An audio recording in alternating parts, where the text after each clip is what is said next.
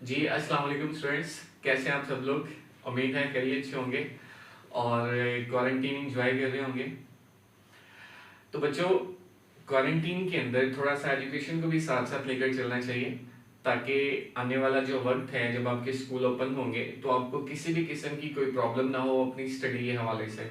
तो इसीलिए हम आप लोगों के लिए लेके आए हैं ऑनलाइन लेक्चर्स, ठीक है, जिसके अंदर हम लोग आपको मैथ सिखाएंगे। मैथ के लेक्चर्स बेसिकली मैं डिलीवर करने लगा हूँ।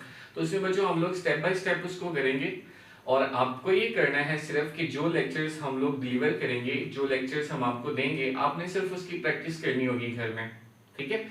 एक तो प्रैक्टिस करनी होगी, दूसरा उसको नोट डाउन कर लें अपने रजिस्टर पर या शीट्स पर और नीटली एज अ होमवर्क लें इसको, ठीक है, ताकि नेक्स्ट जब आपके स्कूल ओपन होंगे तो जाहिर सी बात है आपके एग्जाम्स भी होंगे, ठीक है, तो आपको उस हवाले से कोई प्रॉब्लम नहीं होगी, ठीक है बच्चों।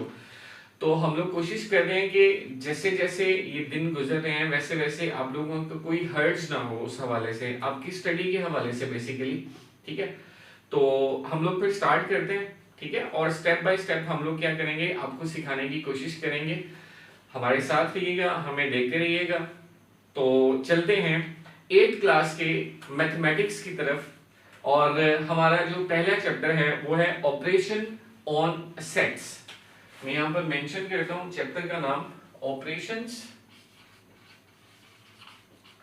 ऑपरेशन ऑन सेट्स, ठीक है बच्चों। सेट की जो डेफिनेशन है वो आप लोगों ने छोटी क्लासेस के अंदर पढ़ी हुई है, 6 में भी पढ़ी हुई है, 7th में भी पढ़ी हुई है कि सेट क्या होता है। बेसिकली अ कलेक्शन और group of distinct and well defined objects. तो ऑपरेशंस कौन से होते हैं सेट के ऊपर, हम लोग कौन कौन से उसके ऊपर ऑपरेशंस अप्लाई कर सकते हैं, हम लोग इस चैप्टर के अंदर देखेंगे।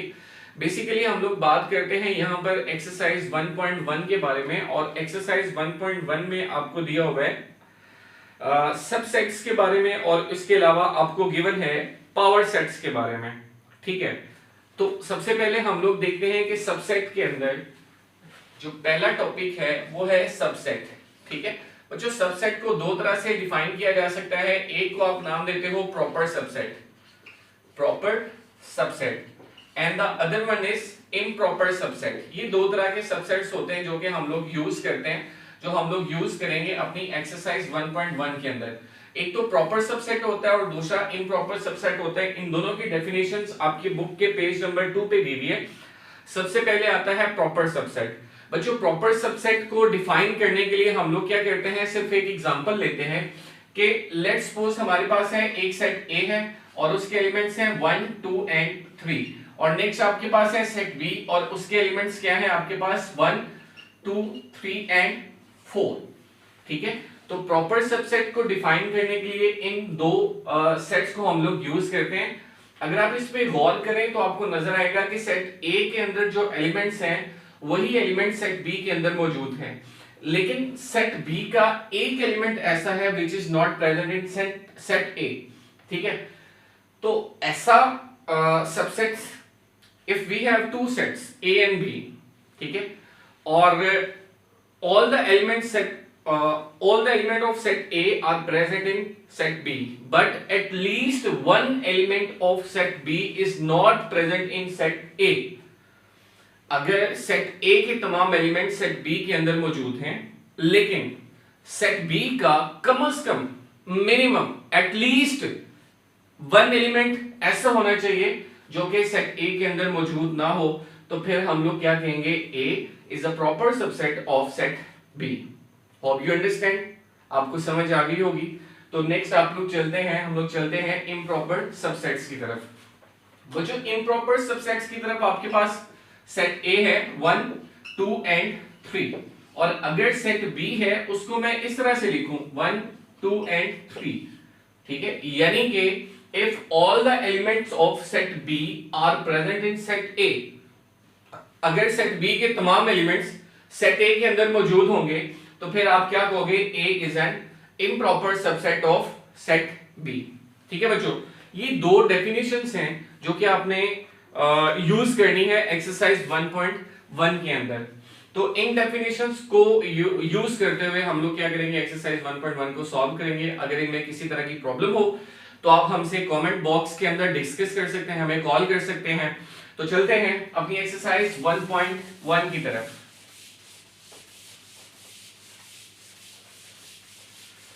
तो बच्चों आपके पास एक्सरसाइज 1.1 का जो क्वेश्चन नंबर 1 है, क्वेश्चन नंबर 1 में यहां पर मेंशन करता हूं, question number 1 that is right all subsets of the following sets.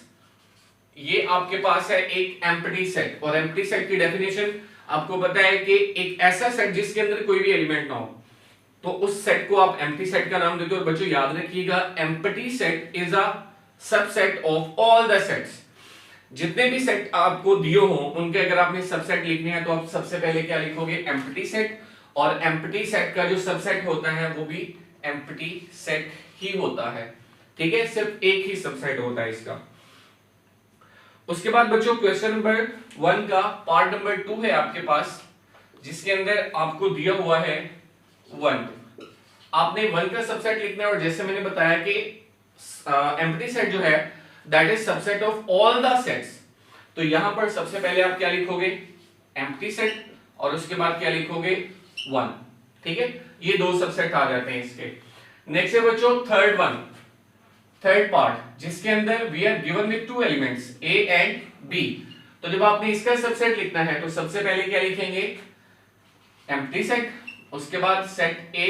बच्चों पहले इनको सेपरेट करके लिखेंगे 1 by 1, और उसके बाद इनको इकट्ठा करके लिखेंगे। तो ये आपके पास आ जाते हैं इस सेट के सबसेट्स, ठीक है। अब बच्चों आपको कैसे पता चलेगा कि अगर हमने ये सबसेट लिखे हैं तो इतने ही सबसेट बनेंगे इसके, तो उसके लिए फिर आप फॉर्मूला यूज करते हो 2 raised to power n। अब 2 तो आपको पता है, n क्या है, n basically number of elements हैं which are present in a set. तो इस सेट के अंदर कितने एलिमेंट्स हैं, 2। तो आप n की जगह पर 2 पुट कर दो। 2 raised to power 2 का मतलब क्या होता है, 2 into 2, आंसर क्या आ जाएगा 4। तो कितने सबसेट्स हो गए, 1 2 3 एंड 4। अगर हम लोग इसकी बात करें, ये सिर्फ आपको समझाने के लिए बता रहा हूं, आपने इसको क्वेश्चन के अंदर मेंशन नहीं करना। यहां पर 2 raised power n कितने एलिमेंट्स हैं, 1। तो 2 raised power 1 किसके इक्वल आ जाएगा, 2 के इक्वल आ जाएगा, ठीक है। यहां पर आ जाए तो 2 raised power 0, कोई भी एलिमेंट मौजूद नहीं है, और मैथ के अंदर ये असूल है कि किसी भी टर्म की पावर 0 हो तो वो किसके इक्वल होगा, 1। तो फिर इसका सबसेट कितना आ गया, 1। Again I am telling you, आपने ये जो प्रोसीजर है ये आपने क्वेश्चन के अंदर सॉल्व नहीं करना, ये सिर्फ आपको समझाने के लिए मैं कर रहा हूं यहां पर। तो ये था बच्चों सबसेट्स। अगर हम लोग यहां पर एक क्वेश्चन में अपने से लिख दूं, फॉर एग्जांपल अगर यहां पर 3 एलिमेंट्स आ जाते हैं, लेट्स सपोज ये आपकी क्वेश्चन में शामिल नहीं है, बुक के ऊपर क्वेश्चन मौजूद नहीं है।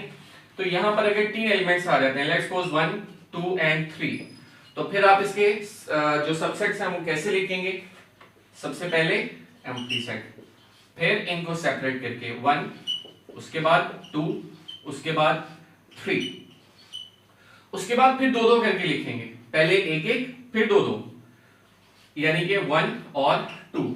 उसके बाद क्या आएगा आपके पास, 2 और 3, उसके बाद क्या आएगा 3 और 1, और लास्ट में आपके पास क्या आ जाएगा 1 2 एंड 3। उसके बाद आपने इनको 3-3 करके लिख देना है, ठीक है बच्चों।